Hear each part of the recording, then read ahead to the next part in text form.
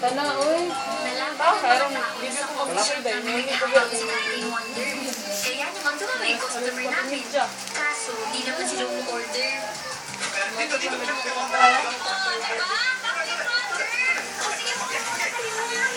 Patok din tukta ko lang iutusan.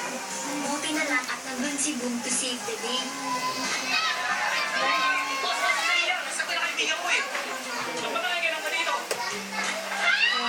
Sa lobby naman, naisip nila bench na ibalik ang The Breakers. Kaso di talaga sila kumpleto kung wala sila Drake.